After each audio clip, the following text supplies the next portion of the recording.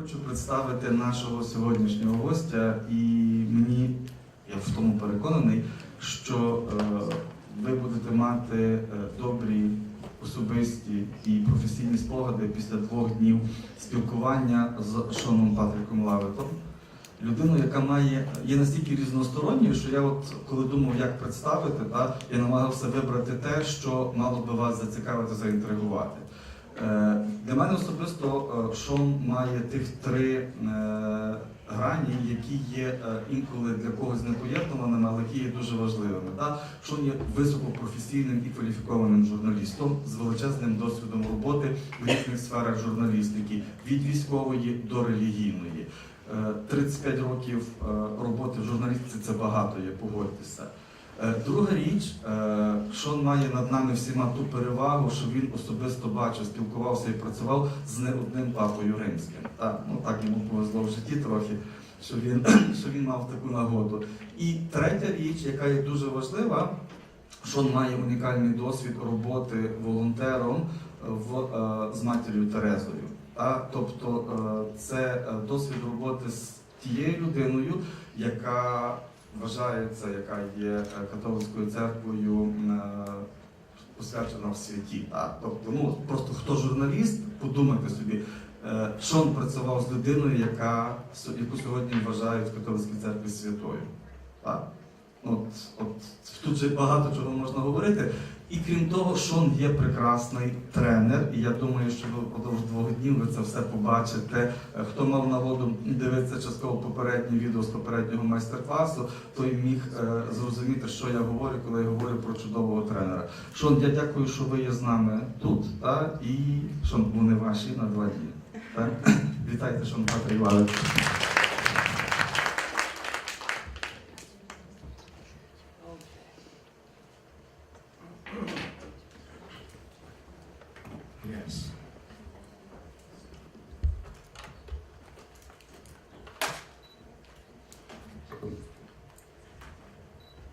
Good morning, Uku. My name is Шон-Патрік Лаветта, and I'm here to provide a masterclass on communication, and the topic this morning is communications models and models of communication.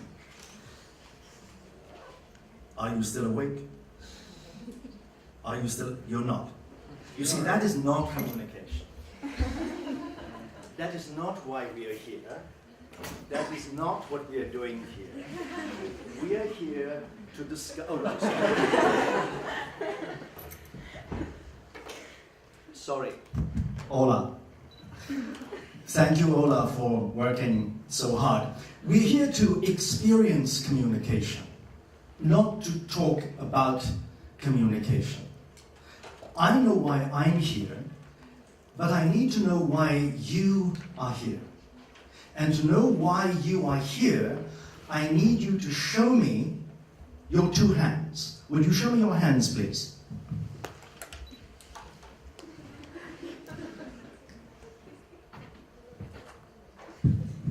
Would you look at your hands very carefully?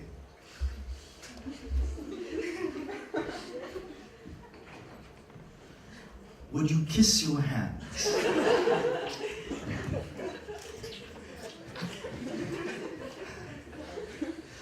Those are very important hands. Those hands, you can put them down. Those hands are the future of your country and the future of the world. Those hands. Those hands will decide whether to create or to destroy.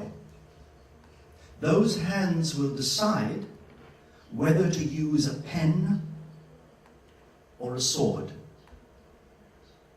You are the generation of the hands-on generation.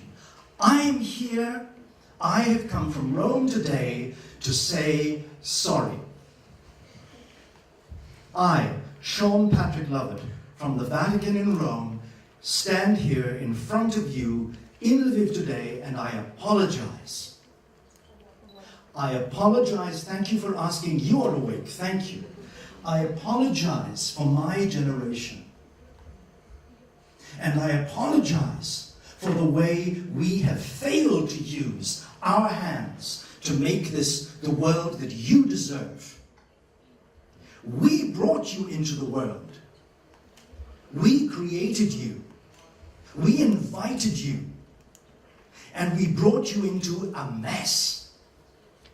And I'm very sorry for that. And I hope and I trust that you will do a better job than my generation did. Two hands. Our ancestors, your ancestors, Vika, your ancestors understood the power of the two hands. The two hands represent choice. They always have. The Babylonians, the Sumerians, the Egyptians, the Greeks, the Romans believed that your left hand was the hand of fate. It was the hand of karma. In a Christian tradition, we would say it is the hand of divine providence. It is the psychologists would call it, the hand of your potential. It is what you are born with. It is your talents. It is the road that has been prepared for you. None of us knows really what that road is, do we? It's a work in progress. It's a discovery every day. We get up and discover that road. But this is this hand of karma, of fate, divine providence. This, let me see, raise your right hand, please. This is the hand of choice. This is the hand of the libero arbitrio. This is the hand of strength. This is the hand that I decide what to do with what I am born with. Whether to apply the karma and the fate and the divine providence and put it into practice or not. It's a choice. Our ancestors understood that very well. Everything was divided into two. You're a man or you're a woman. You're good, you're bad. Heaven and earth. Dark and light. Day and night. Up or down. Active or passive. It's a choice. It's your choice. You can stay where you are. You can sit comfortably in that seat right now with your beautiful toys, your beautiful gadgets, and you can pretend you are listening to me while you are actually on Facebook. Really? Okay, I want to believe. I want to believe. Or you can engage with me. We have such a short time. We have a precious time. And there's something deep and metaphorical in that too. Because in life we have a short time. We don't know how much time we have. And our choice is in using that time to do something, to make something better than it is. So, I want to see if you're active or passive. First test. I will invite you. Because communication is invitation. It is not obligation. Lesson 1. Lesson 1. 2 points. Communication is never obligation, but always invitation. And so I invite you, if you can, and if you dare, show me if you are active or you are passive. And choose to stay where you are or to get up and change perspective. Go.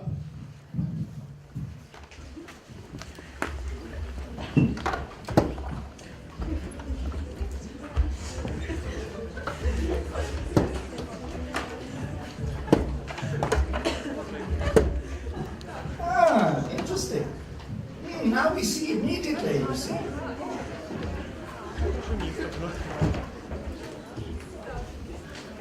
That's better. Much better.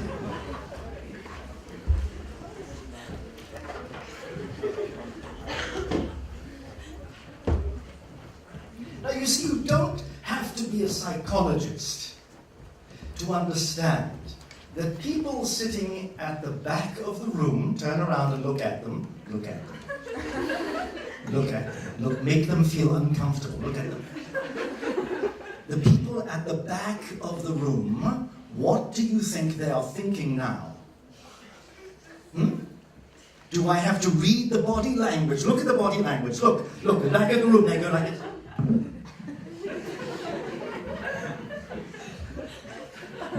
That's the body language at the back of the room. And you, look at you, thank you so much. Thank you, you give me such a gift. Because you show me that by coming to the front of the room, by daring to come this close, you are showing me that you trust me. And that is the greatest gift you can give a communicator. Lesson 2. 2 points. Communication is trust. Trust. And since there are no coincidences, at least I do not believe in coincidences. 2 of the people sitting closest to me are people who already know me. 2 already know me. The others want to know me. And that makes me want to know them. And that is another key to communication. I do not believe in coincidences. I cannot believe that here we are in this room this morning. What is the day today? 22nd of May, right? And it's 2000, where are we? 15, that's right. Yes, I knew it was something like that. 2000, that we are here in this room today to talk about communication. I don't think it is a coincidence. And I really need, excuse me, Alexia, I correct myself. I really need that when you leave this room, you must be a little bit different from the way you came into this room. If you walk out that door in 1 hour's time, exactly the way you came in the door, then I have failed again. And I do not like to fail. So, here I am. That's my, see my name in Swiss? Very interesting, eh? That's Sean, huh? Yeah. Patrick, Lovett, and that's communication. Yes, okay. Communication and communication. Yes.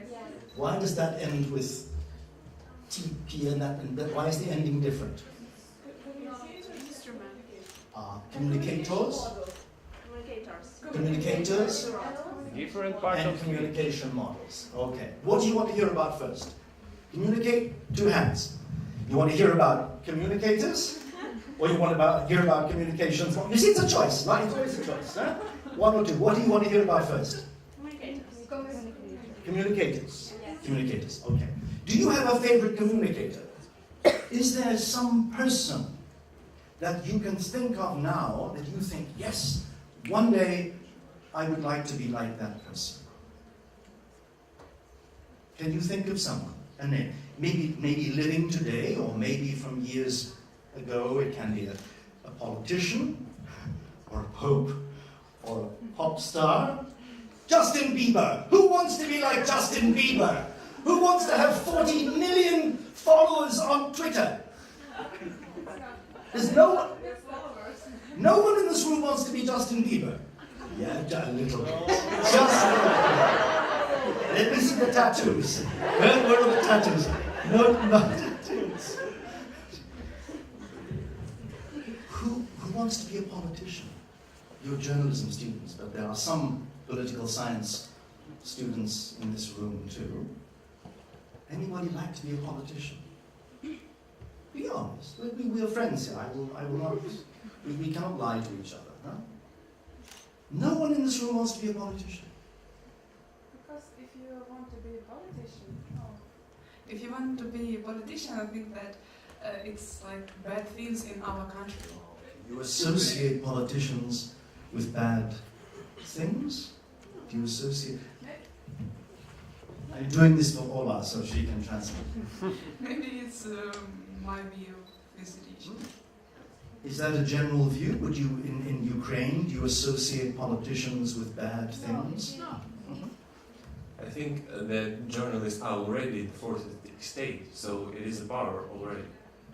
If you are a Yes. journalist, you are not a politician. If you are a journalist. If you're a journalist, you cannot be a politician. No, it's Why not? because you are a journalist. But you can write about politics. Yes, yes. Okay. Does anybody want to be a pope? Yes? You would like to? No, you can maybe. Yes. How are you? It's good to see you. Yes. She went to the Vatican, you see, so now she thinks she went to the Vatican one time. Now she thinks she can be a pope. You see what happens? That's called ambition. And any of you want to be a saint? Would you like to be a saint? We can potentially be these things. We're here this morning to understand how can I be what I want to be. There are only 3 questions that are worthwhile asking in communication. Lesson 3. Communication question 1. Who am I? Who am I? Identity. Identity is the first question you need to be able to answer. Who are you? Людина. Where are you from? Зі Львова. How many hours did you sleep last night? 5. 5 hours. That's a lot. How many hours did you sleep last night? 1. Who am I? Identity. Identity is essential to communication. Whether you're working in a big media company, the identity of your company, your TV station, your radio station, your newspaper, but it all begins with you. How do you see yourself? What kind of person are you? How would you describe yourself? Think for a moment, and then describe yourself for me. Who are you? Optimist, I think. Optimist. Yes. How do you know? I feel. Feel, that's beautiful, thank you. Question 2. Question 2, what are you? Ah, it gets more interesting. What are you? What are you? I don't know. You don't know? We have someone in crisis here. Call the ambulance. She is in crisis.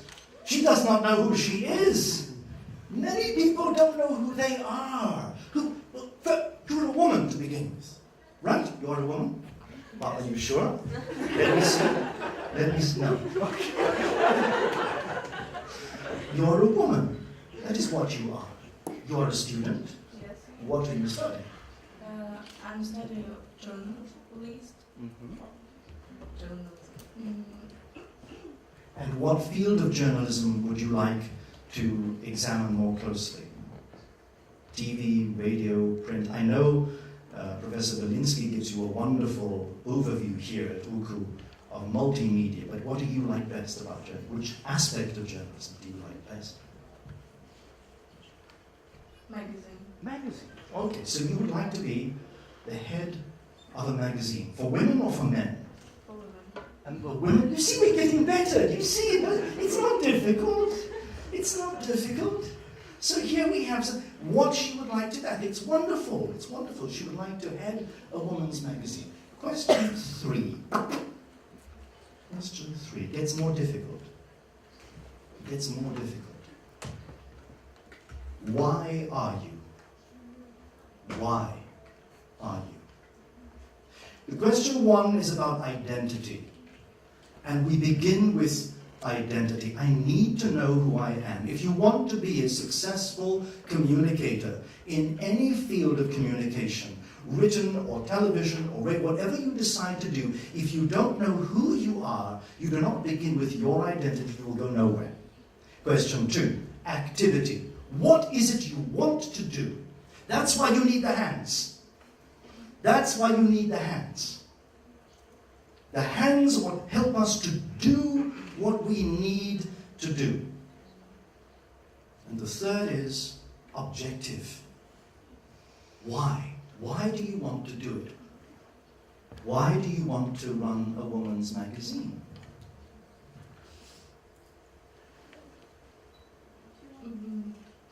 Тому що мені сподобається. That's fine. Yes, you can. Just give me. Just give me time. Okay. Go on. Мені подобається мода, я хочу працювати колись потім в ВОК. I heard 3 eyes. I like it. I like fashion. I want to work. What was missing? What was missing? There were 3 eyes. I like fashion. I want to. What is missing? You! You are missing! You! What we do not just for ourselves. We do for other people as well. We do because we want to make things better. We want to contribute. We want to make a contribution to the new world. We do what we... Excuse me, who just a minute. Do you see me? Okay. Who do you think I'm here for this morning? You think I'm here for me? You think I got up at 5 o'clock yesterday morning to catch 2 planes, Rome, Kiev, wait in the airport for Kiev, with nothing to do, huh? Kiev, Lviv, stayed up until 1 o'clock this morning talking to Bogdan, who I haven't seen for a year. Do you think I'm doing it for me? I'm here for you. I'm here for you, not for me. The activity, the motivation, when it is for service, it has value. Yes, of course you do it for you as well. But what we do obtains value when it is a service. Can I draw something for you?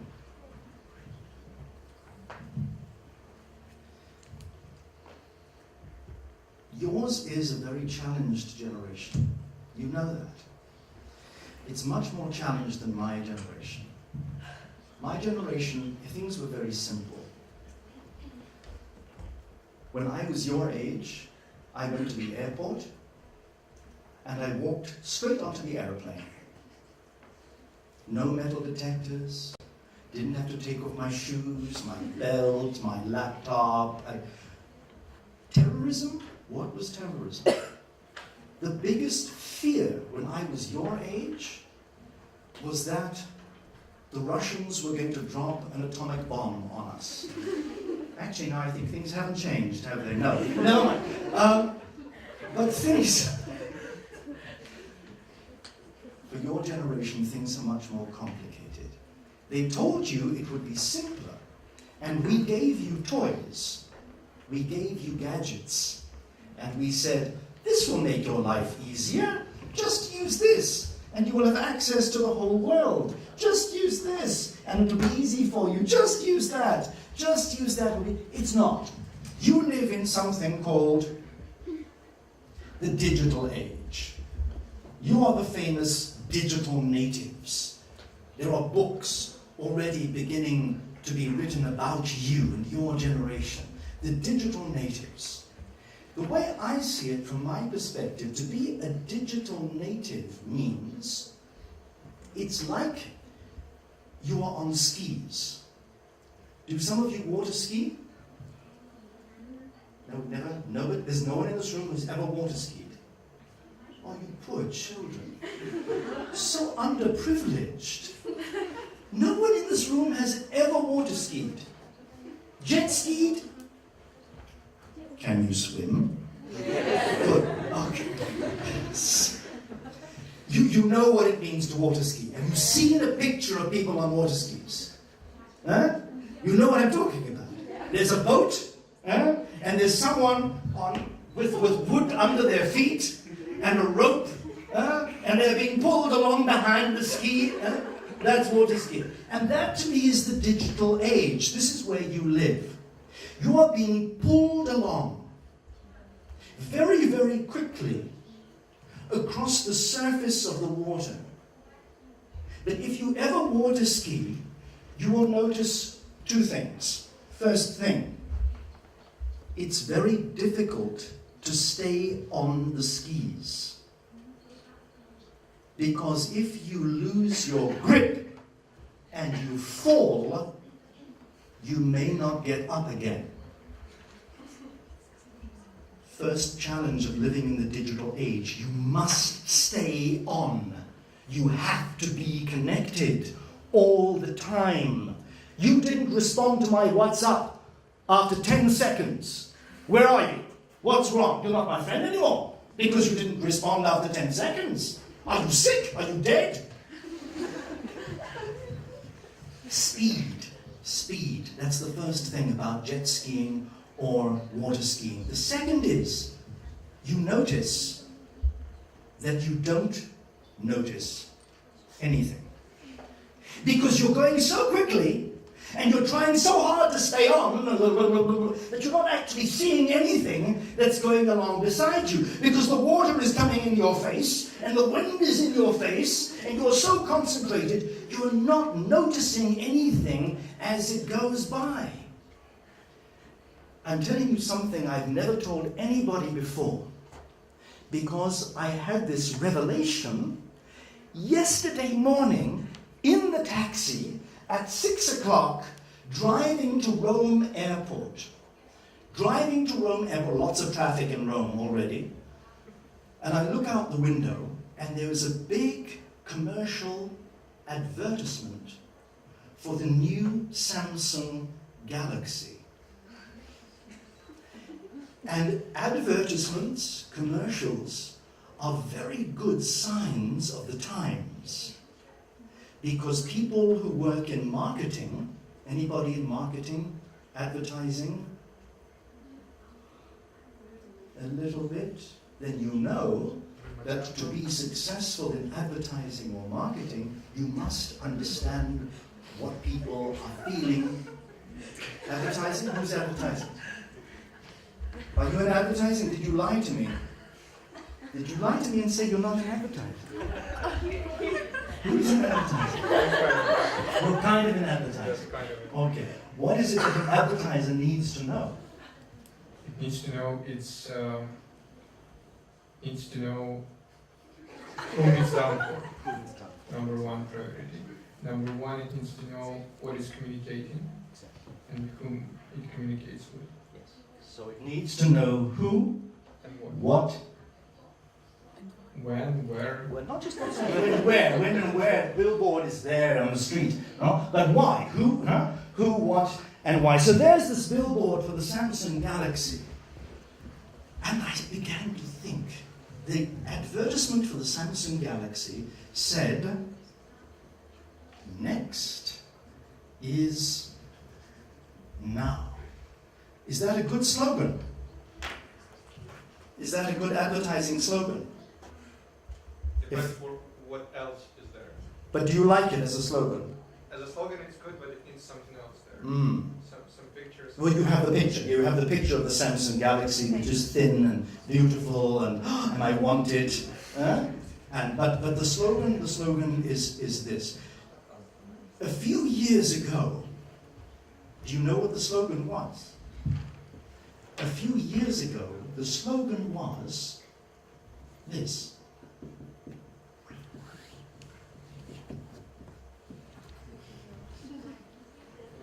What has changed? Has something changed? Think. Has something changed? Why did they change the slogan? What is the difference between saying the future is now and next is now? What is the difference? Time runs faster. Time runs faster. If you change the slogan, you're telling me there is no more future. We don't know where we're going. We don't know where we're going. But we're going there very fast. And so the only thing that is important is not the future, but what's next? What's next? And this is the big challenge for you as young communicators. And it will become more and more your challenge. Because the technology will move faster and faster. And people will see less and less. A digital movement is what's next, and then, and then, and then, and then. I know some of you are sitting here, those of you who are still listening to me, you are already thinking, we have been here for nearly 40 minutes, and you are already thinking, will I have time to finish the essay I did not write last night? What about the exam that I'm preparing for in 2 weeks?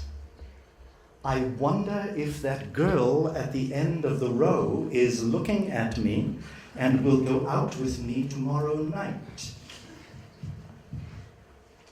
Your digital mind takes you on what's next. What's next? What is the price of that? It seems to me that with all our gadgets, which are wonderful, I love them. I could not live without my iPhone. I could not live. My life is it scares me, because if anything happens to my iPhone, I'm dead. I love the gadgets, but it scares me what it is doing to us. What I notice giving classes like this and talking to people in different parts of the world. I was in Africa earlier this year. I go back to America later this year. I was in a place called Papua New Guinea. Who can tell me where Papua New Guinea is? Arthur, where is Papua New Guinea? It's Oceania. Very good, Arthur. He knows. It's in Oceania. It's above Australia. People don't know where Papua New Guinea is. When I travel, I notice that we look, but we don't see. We listen, but we don't hear. We touch, but we don't feel. Tell me if I'm wrong. Tell me if you think I'm wrong. Stand up and shout at me. Say, you're a stupid old man, you understand nothing, go away.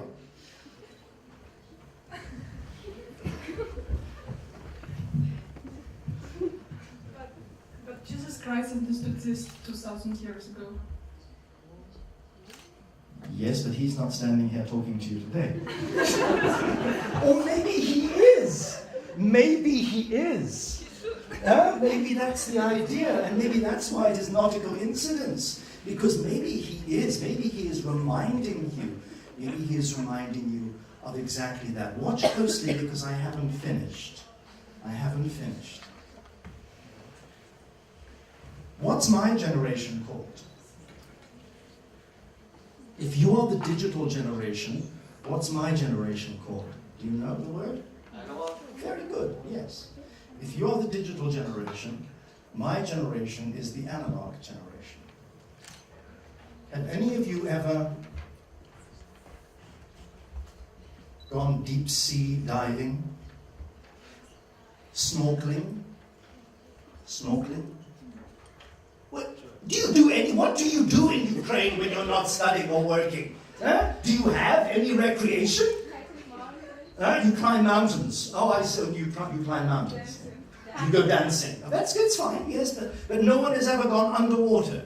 You put on okay, it works like this. You see, you put on a mask, and sometimes you put on tanks. It depends how deep you go, and then you jump off into the, and you go down, and you go down, down, down, down. And what do you see? A lot of things. You see a lot of things. You discover a whole new world under there. And it's a bit scary. It takes some courage to jump off and to go down. But you discover so much. It also takes time to go down. When I was your age, when my radio was a thing like,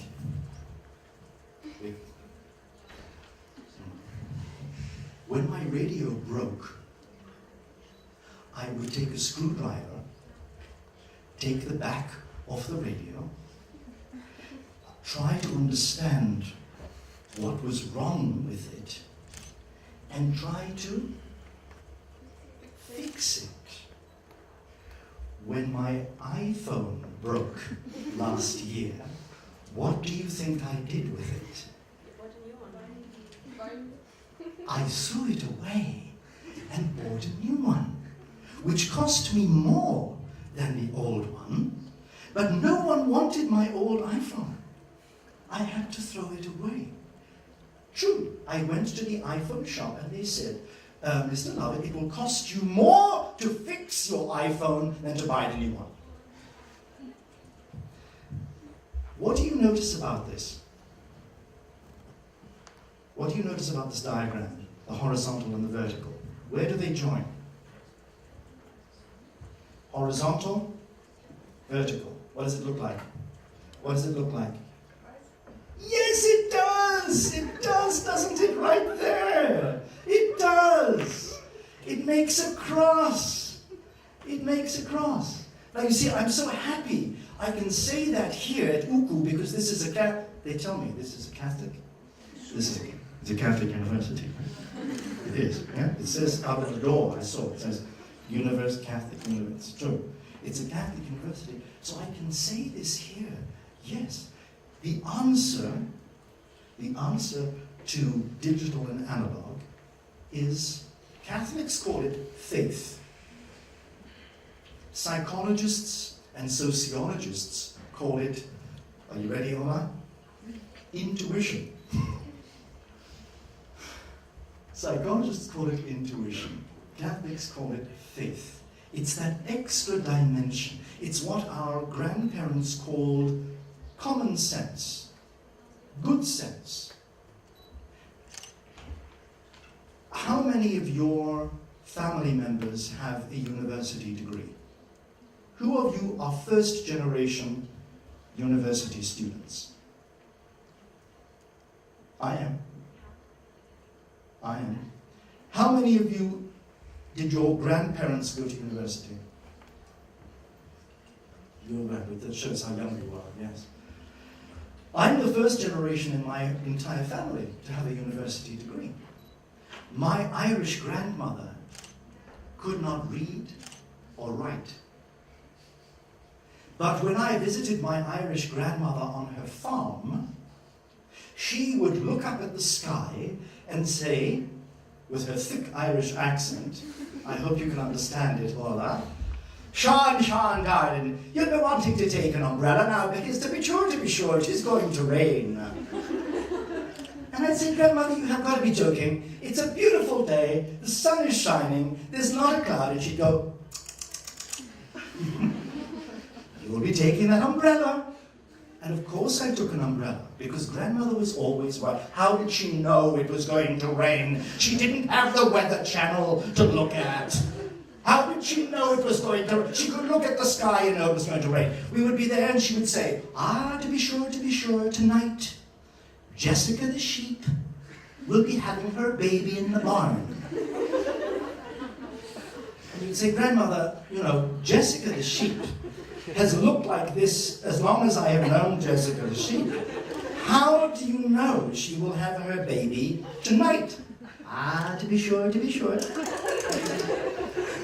And there we are, in the barn, in the middle of the night, push, pull, help Jessica, there's Jessica to have her baby. How did she know? How did she know? Intuition, intuition. She could read the signs. She looked and she saw. She listened and she heard. She touched Jessica's belly and she could feel. How much we're losing. How much we risk losing as communicators by moving too quickly. We need both. We need both. We need the digital dimension because it allows us to reach more people more quickly and more effectively. So yes to the digital generation, but we also need the analog. Otherwise we will live in absolute confusion. The digital dimension answers, do you remember the journalistic questions? What are the questions? In English. The 5 W's. What are they?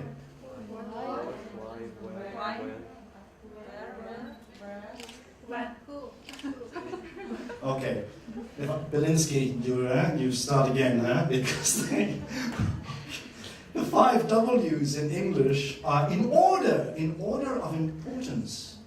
In order of importance. Who? What? When? Where? And why? That's the 5 W's. Example. Who? Pope Francis. What? Had a general audience. When? On Wednesday. Where? In the Vatican. Ah. Now it gets interesting. The digital dimension tells me who, what, when, and where, but not why. And the more media we have at our disposal, the more CNNs and BBCs and the more radios and TVs and newspapers and internet sites that we have at our disposal, the more we know, but the less we understand. Ta-da!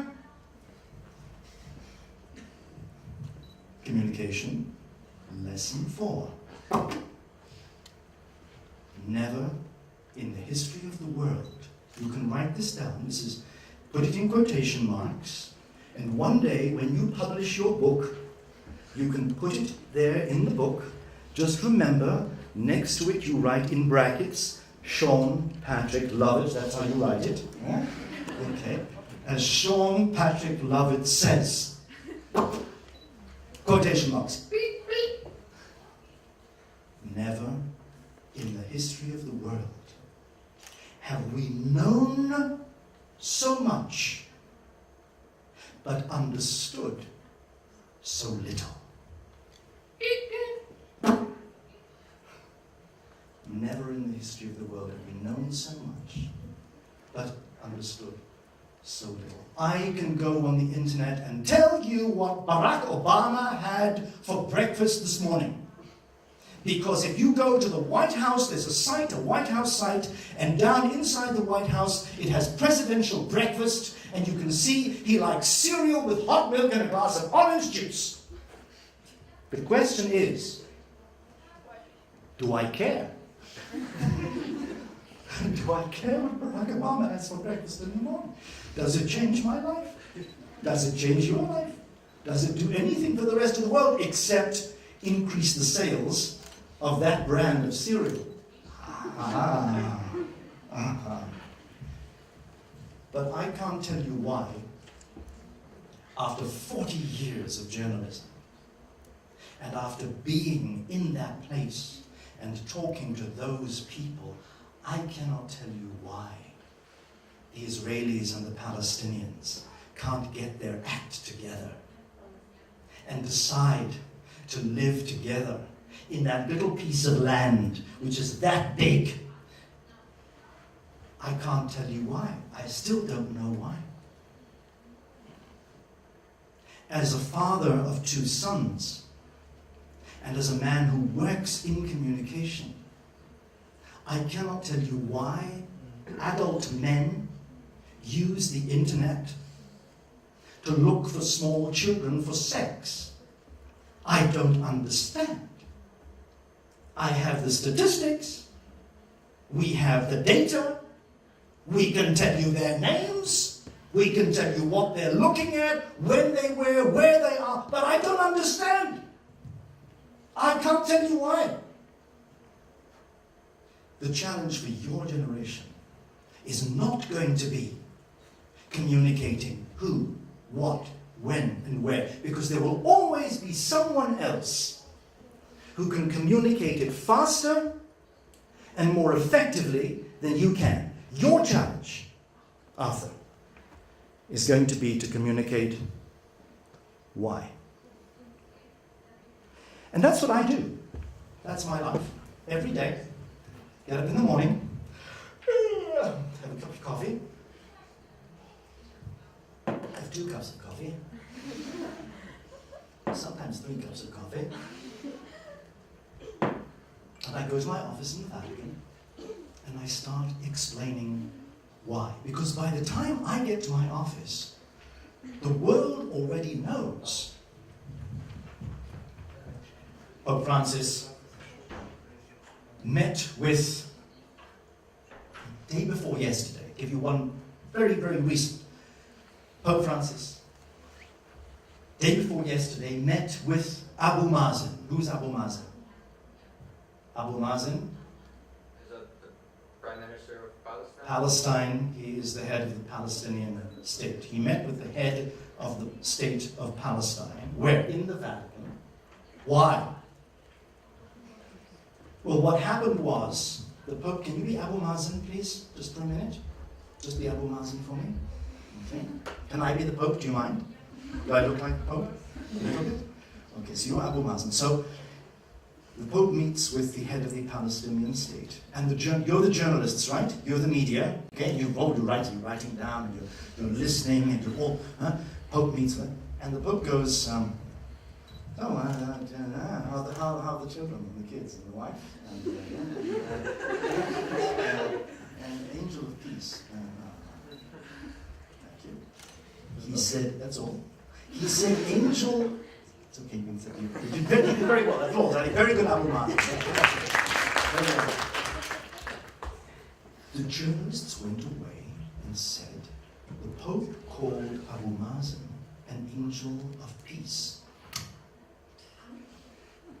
The embassy of Israel immediately calls my office and says, what is this?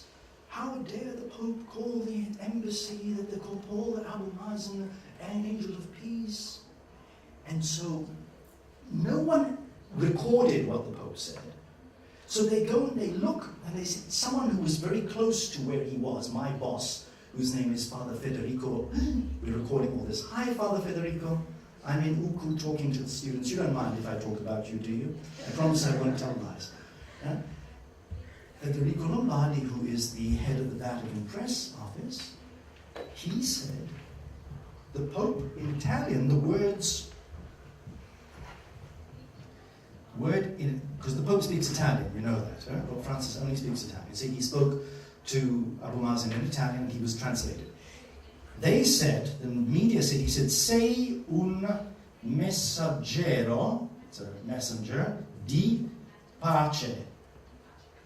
You are, this means you are, a messenger of peace.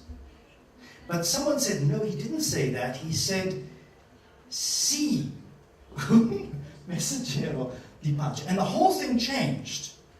Because say is an affirmation. You are a messenger of peace. Oh, thank you. Si means you must be a messenger of peace. The whole message changes from affirming to inviting. And that's what we do. We spend a lot of time explaining. When Pope Francis first became Pope Francis, he caused some confusion among the journalists because they were not used to such a tactile pope. A pope who touches all the time. He touches all the time. He's from South America. South Americans touch. They touch, right? And the Pope touches. One of his first audiences, you know, the audience is he meets people in St. Peter's Square. It was one of the first audiences.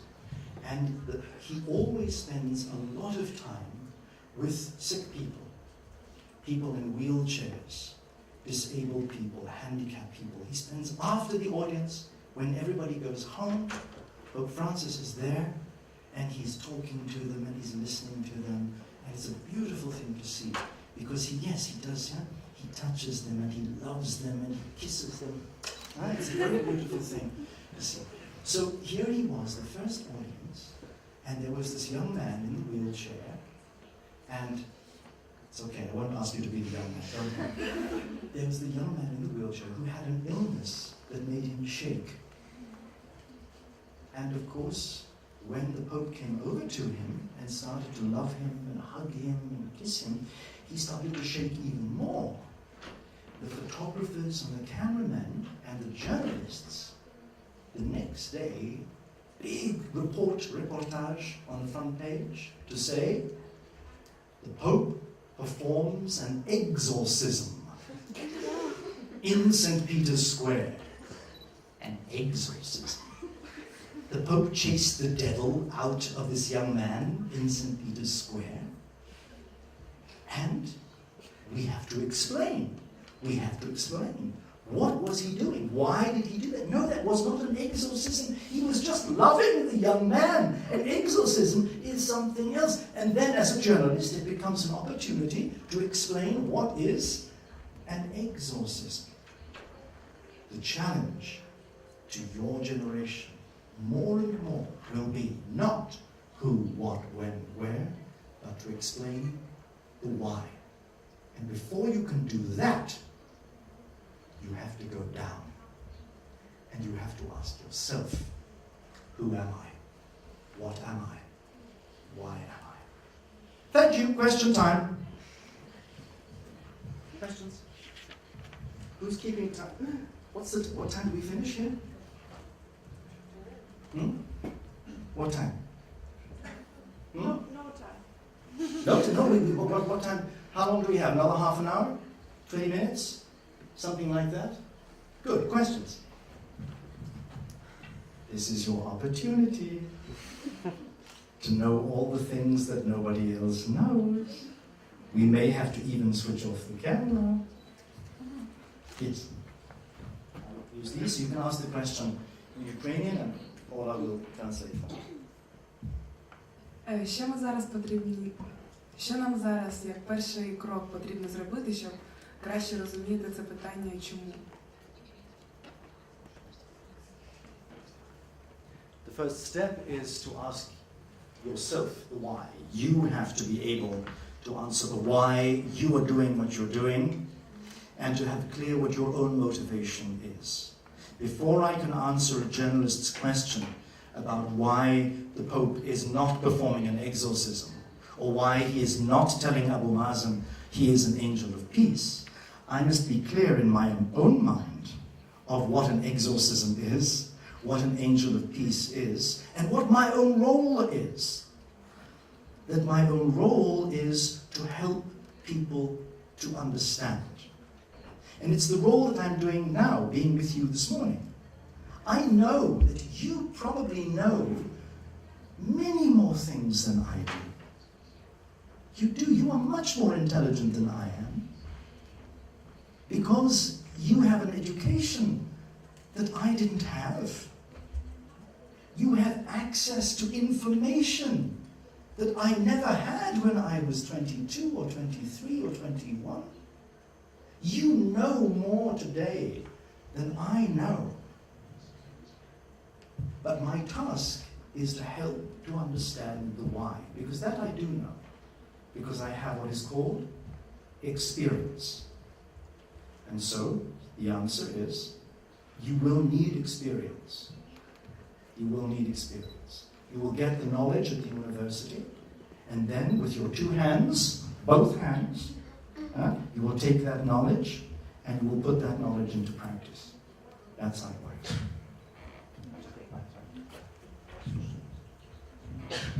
Чи не здається вам, що насправді наше покоління воно стало більш лінивим? І це не означає, що воно стало більш розумним. Оскільки в них є доступ до навчання, до пізнання, вони просто не користаються цим. І в мене ще є одне питання також. Okay, I'm glad you said that. I would never say that. I would never dare to say such a thing. I don't, okay. I have asked myself that question, right? Because I teach a lot. I travel a lot, and I teach a lot in a place called America. And in that place where I teach a lot at many different universities, I have discovered, I tell you my own experience.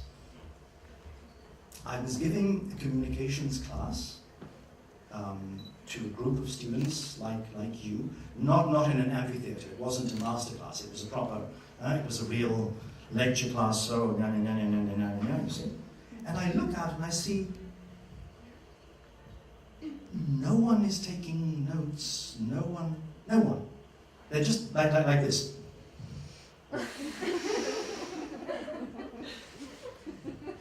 So after a while, I stop. I say, "Excuse me.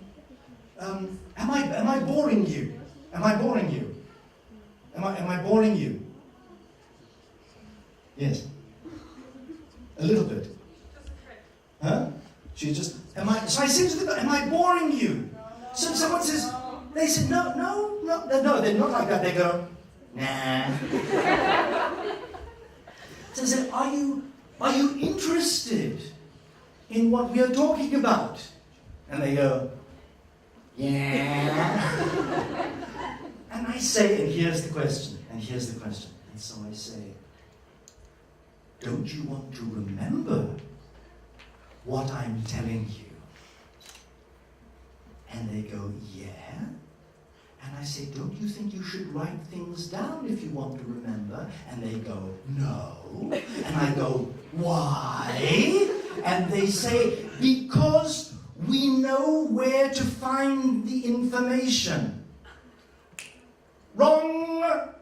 Dislike. Wrong. You're not going to get this is not on the internet. You can't Google this. I haven't published the book yet.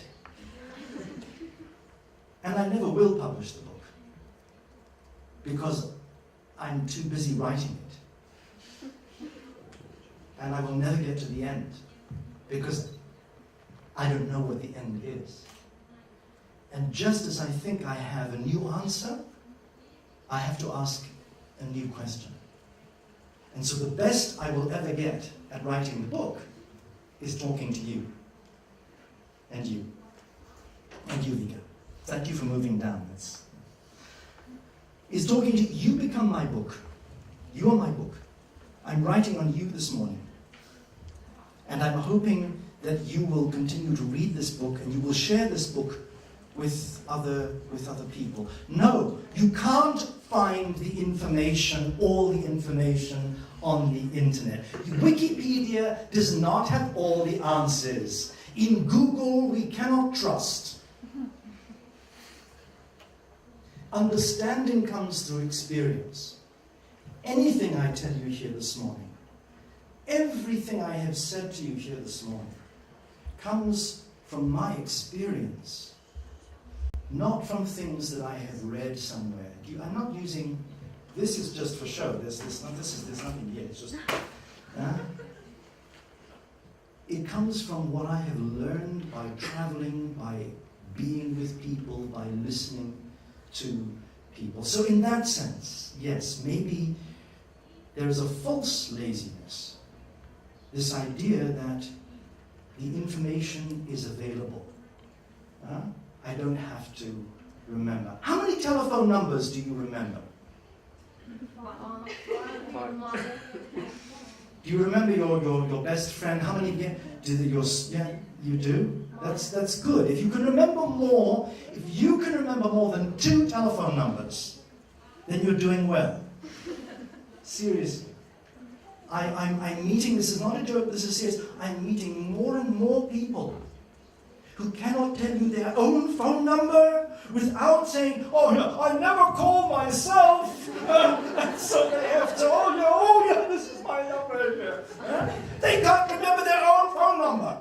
How long before they won't remember their own name? I just checked my ID card, that's me over here. How long before that's going to happen? Sorry, I just did very. Okay, so you had another question. Чому вам здається, що відповідь на питання why така важлива для аудиторії? Оскільки зважити на те, що ми є також представниками цього покоління, аудиторія, вона в принципі навіть не знає багато речей. Радше вона переконує себе, що вона щось знає. І її знання дуже поверхові, і можливо їй насправді і не цікаво щось знати. Тобто вона гортає свою стрічку в Фейсбуці, читає лише заголовки, і їй здається, що вона обізнана у тому, що відбувається в світі. You're a very wise young woman. I think maybe you will be running the woman's magazine one day. Online, of course. I say you're wise because, no really, because you do anticipate many of my themes. You're coming back this afternoon, are you? Who's not coming back this afternoon? Are you coming back? Okay, because we will, this is just the first part. Part 2 comes later. You already anticipate some of the things I want to say. We are here today to talk about communication models and good communicators because I believe, and tell me if I'm wrong, you want to discover how to be a good communicator. Do you? Do you? Otherwise I have to say, who are you? What are you? Why are you here? And one of the keys to being a good communicator, lesson 1. This word here. I believe that you are here listening to me today because of this. Are you going to get extra points at university for being at this class? Do you get marks for being here? No. Do you get a free sandwich at lunchtime today for being here? Huh? What advantage do you have to listen to this man with this accent shouting at you through the microphone? What is your advantage to being here today? Why are you here? Because it's interesting and very useful. But you didn't know it was going to be interesting when you came. I know. How did you know? You hoped it was going to be interesting. I believe that the main reason, yes, of course, you're intellectually, you're advanced and you're in college and you want, but I truly believe that deep down inside, the real reason you're here is you wanted to see all the things Belinsky told you about this man. Is it true? Question 1. Is it true? Does he really know the things that they say he knows? Is it true? Curiosity is what makes the communicator. It's what makes us. Can I tell you a secret? Yes. All shout at once. Huh? Can I tell you a secret? Yes. Are you asleep already? That didn't take long. Can I tell you a secret? Yes. I believe, je crois, io credo, I believe that the main reason why humanity evolved and the rest of creation stayed as it was is because of this word. We're curious. My cat at home, Fluffy, my cat Fluffy is happy as long as he has something to eat, he has a soft place to sleep, and if 3 times a day I go and say, I love you, Fluffy, he's happy. He needs nothing else. Because That's he it. already knows everything. He thinks he knows everything. He thinks he knows everything. He's not curious. He doesn't even want to go out of the house. I open the door and he goes, You know, why would I want to go outside? We're curious. We're curious. It's the key to being an effective communicator. If you're not curious, if you're not asking the questions, if you're not interested, you will be one of those who sits there going,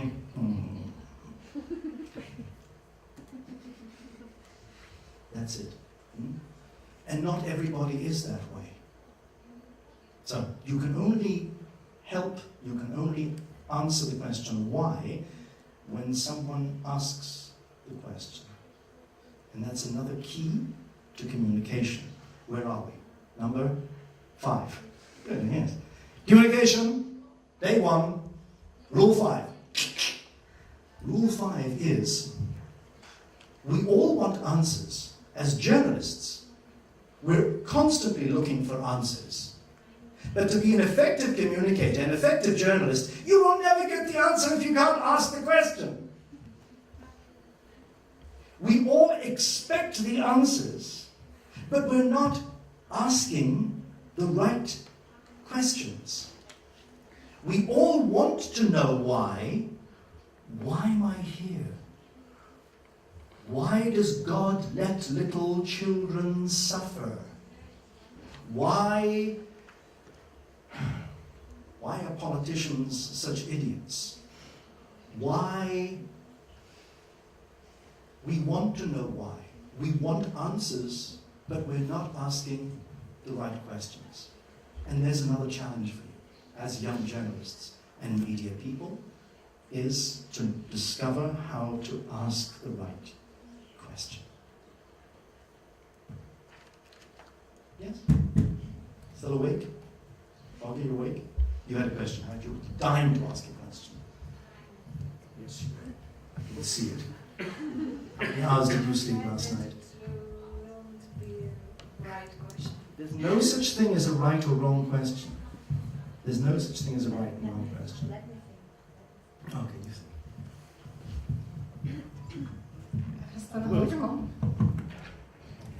Христина Головко. У мене питання. Ми говорили про комунікацію, так? Але як комунікувати з тими людьми, які просто не хочуть тебе слухати, які є під впливом, до прикладу, пропаганди? Чи у нас зараз в країні війна, так? Як нам, як журналістів, проводити ту інформаційну стіну? Це зараз дуже виклик для нас, як для нового покоління журналістів. Okay. Did you see the program for these 2 days? Did you see the program for these 2 days? This is our conversation tomorrow. Yes, it is our conversation tomorrow. Tomorrow we will talk about propaganda and truth and communicating specifically in this context. This morning and today I want to give you a general presentation of the way I see communication. And then it's like in cinema, we go from the wide shot to the close-up. Okay, so come back tomorrow. Денис Савченко, Харків. Ось цій дівчині ви сказали, що, можливо, ви будете редактором журналу, але одразу наголосили, що онлайн-журнал. Ви пророкуєте зникнення друкованих ЗМІ?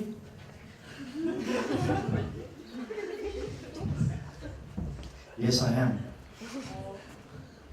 Yeah. It's very, very sad.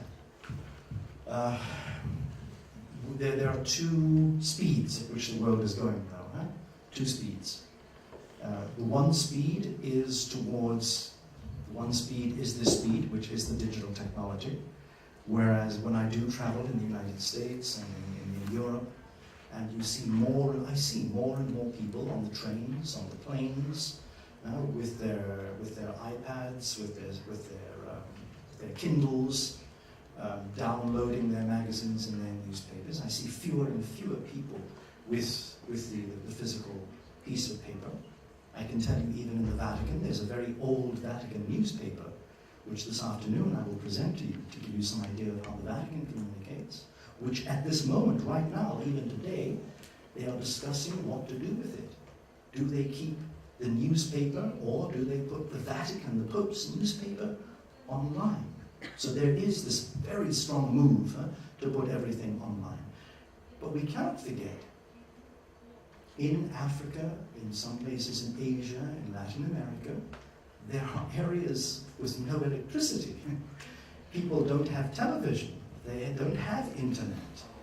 All they have, perhaps, is radio or print. So we must always keep in mind there are two worlds we live in. One is a technically advanced world, and one is still a very conservative, very slow world. We have to keep in mind both hands.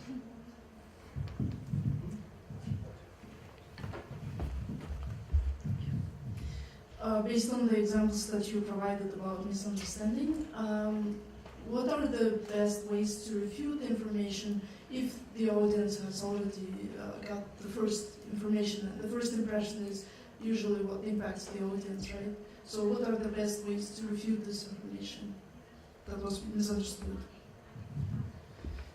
You can only provide them with facts. You have no alternative. You can only correct the misinformation with facts. That takes time, it takes effort, it takes insistence. And one of the techniques is simply to come back and to repeat the facts in as many different ways, as creatively and as loudly as you can. There is no other alternative. But the lie is often much bigger. Again, though, that is the conversation for tomorrow afternoon, where we will talk about truth and lies, propaganda and facts and so forth. Right? If there's anything else regarding what we said today, this idea of the digital and the analog, the knowing and the understanding.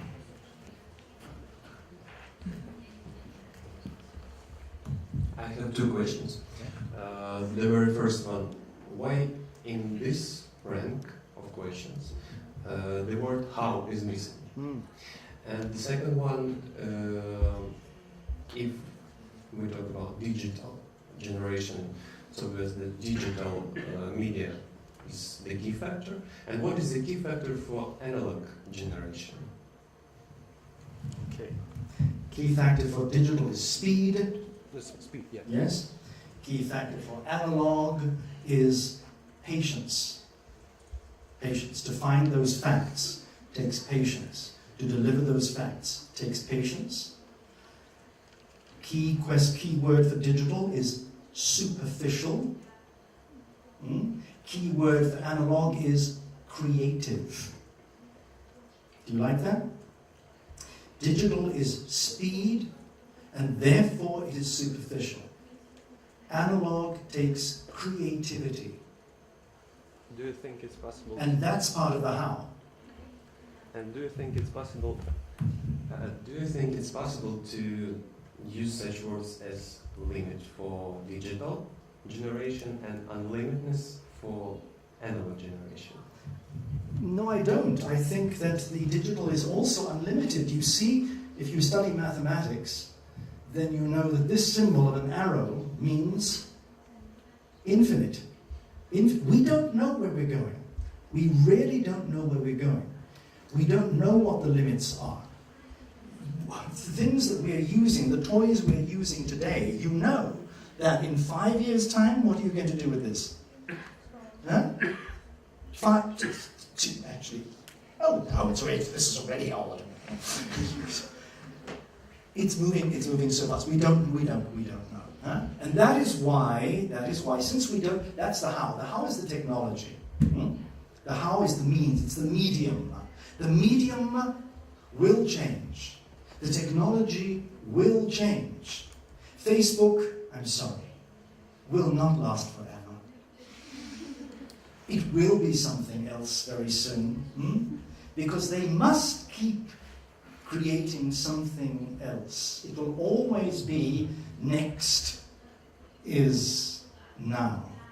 And that is why I insist that the key to being effective as a communicator always comes back to